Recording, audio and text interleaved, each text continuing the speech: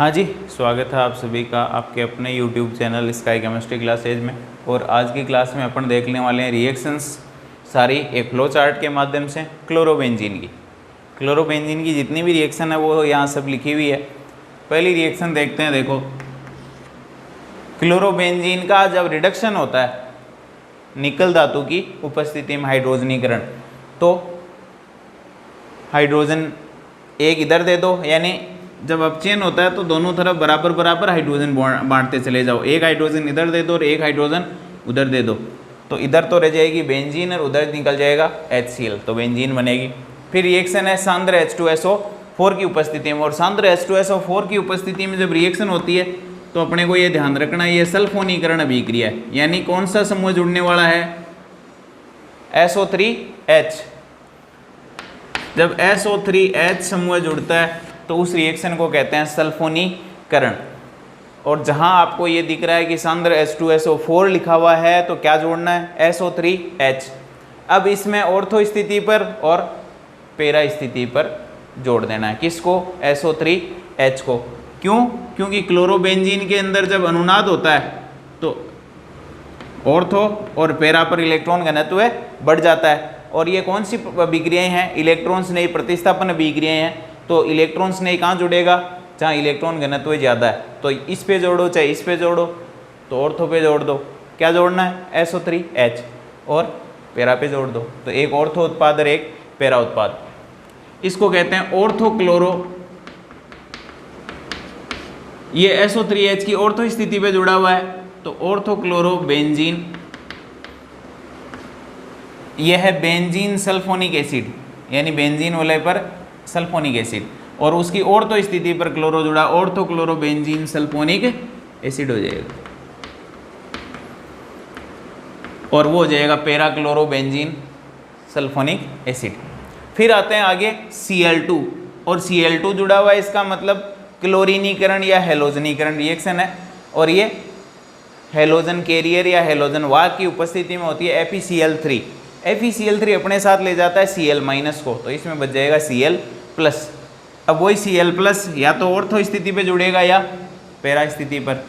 यहाँ इलेक्ट्रॉन स्नेही जो होता है वो होता है SO3, यहाँ इलेक्ट्रॉन स्नेही होता है Cl+। तो एक बार ऑर्थो पे जोड़ दो और एक बार पैरा पे। ये हो जाएगा ऑर्थो डाइक्लोरोबेंजीन, ये हो जाएगा पैरा डाइक्लोरोबेंजीन। फिर सोडियम धातु शुष्क ईथर की उपस्थिति में क्लोरोबेंजीन है, क्लोरोबेंजीन के साथ रिएक्शन है, फिटिंग रिएक्शन होती है। ये Cl Na के साथ मिलकर 2NaCl बना लेंगे, ये रिंग और ये रिंग जुड़ जाएंगी, डाइफेनिल या बाइफेनिल बनता है। बहुत इंपॉर्टेंट रिएक्शन है, यानी ये इस रूप में पूछी जा सकती है। क्लोरोबेंजीन दे देगा आपको सोडियम और शुष्क ईथर ये नहीं देगा, यानी इसके दो मॉलिक्यूल अपने को सोच समझ के काम में लेने, तो ये हो जाएगी फिटिंग रिएक्शन। फिर निर्जल AlCl3 CH3Cl के साथ रिएक्शन। अब निर्जल AlCl3 लुईस अम्ल उत्प्रेरक है, क्या करेगा? इलेक्ट्रॉन देने वाला कोई परमाणु या परमाणु का समूह लेगा तो इसको Cl- के रूप में ले लेगा, तो ये AlCl4- हो जाएगा, ये बन जाएगा CH3+, यानी यहाँ इलेक्ट्रॉन्स नहीं होगा CH3+। एक बार ऑर्थो पे जोड़ दो और एक बार पैरा पे, तो ये हो जाएगा ऑर्थोक्लोरो। इसको कहते हैं टोलुइन। जब बेंजीन वाले पर CH3 जुड़ा हुआ टोलुइन कहलाता है। एक बार ऑर्थो स्थिति पर ऑर्थोक्लोरोटोलुइन, एक बार पैरा पे क्लोरो जुड़ा हुआ है तो पैराक्लोरोटोलुइन हो जाएगा, ऑर्थोक्लोरो और पैराक्लोरोटोलुइन। अब देखो क्लोरोबेंजीन में क्या जुड़ रहा है? CH3 समूह एंटर कर रहा है निर्जल AlCl3 की उपस्थिति में, तो इस रिएक्शन को कहते हैं फ्रीडलक्राफ्ट। AlCl3 की उपस्थिति में दिखाई दे रही है, इसका मतलब फ्रीडलक्राफ्ट। कौन सा समूह प्रवेश कर रहा है? एल्किल, तो कहलाती है एल्किलीकरण, फ्रीडलक्राफ्ट एल्किलीकरण। फिर आते हैं सांद्र HNO3 सांद्र H2SO4 के साथ रिएक्शन होती है, तो ध्यान ये रखना है क्या जोड़ना है? नाइट्रोनियम आयन यानी NO2+।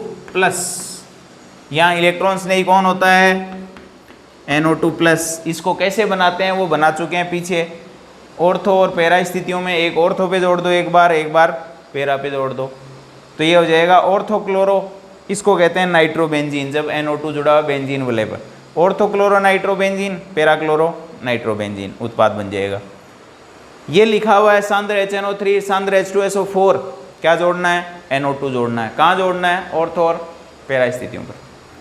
फिर आ जाते हैं क्लोरोबेंजीन की। क्लोरोबेंजीन के साथ रिएक्शन कॉपर की उपस्थिति में होती है तो बाइफेनिल या डाइफेनिल ही बनता है, लेकिन रिएक्शन कहलाती है उल्मान अभिक्रिया। कौन सी अभिक्रिया, उल्मान अभिक्रिया।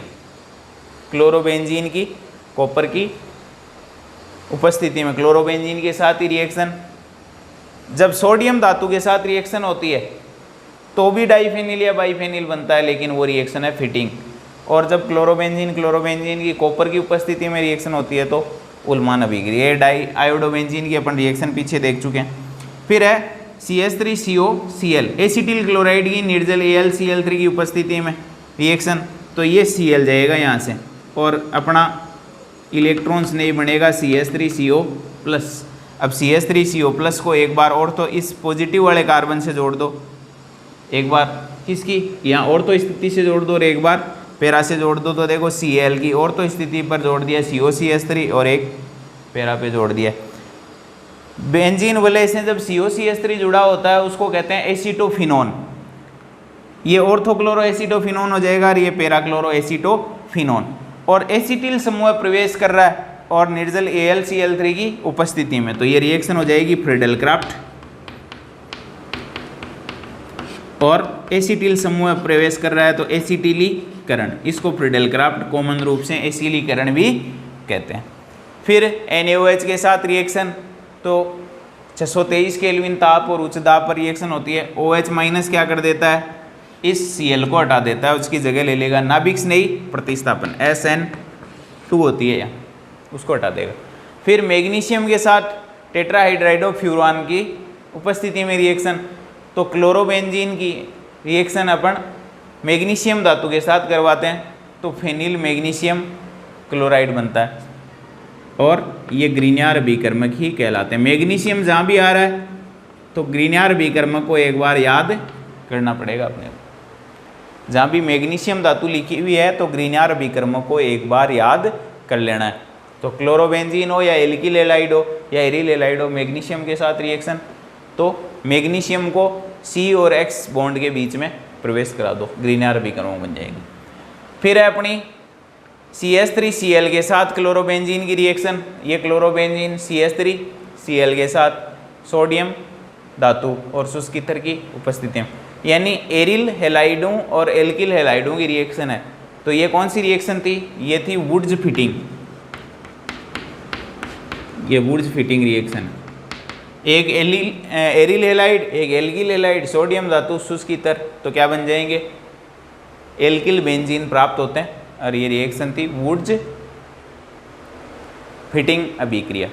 तो ये हो गई अपनी क्लोरोबेंजीन की सारी रिएक्शंस, इनको एक ही फ्लो चार्ट में अपन ने सब में शामिल कर लिया है। तो आपको जहाँ भी सांद्र H2SO4 दिखाई दे क्या जोड़ना है, SO3H। जहाँ आपको निर्जल AlCl3 दिखाई दे फ्रीडल क्राफ्ट है, उसमें से क्लोरीन निकाल देना है और बाकी ये पार्ट को ऑर्थो और पैरा पे जोड़ देना है। आपको सांद्र HNO3 सांद्र H2SO4 दिखाई दे, NO2 जोड़ना है ऑर्थो और पैरा स्थितियों पर। इसके अलावा फ्रीडल क्राफ्ट, ये निर्जल AlCl3 की उपस्थिति में इसमें क्लोरीन निकाल दोगे। और 3 रिएक्शन है ही, वुड्स फिटिंग और फिटिंग, इनको भी अलग अलग याद रखना, बहुत इंपॉर्टेंट रिएक्शन है। और जब क्लोरीन लिखा हुआ है तो इसका हेलोजनीकरण होना है, तो वो ऑर्थो और पैरा पर हेलोजन जोड़ दो। तो ये रिएक्शन हो गई किसकी, क्लोरोबेंजीन की।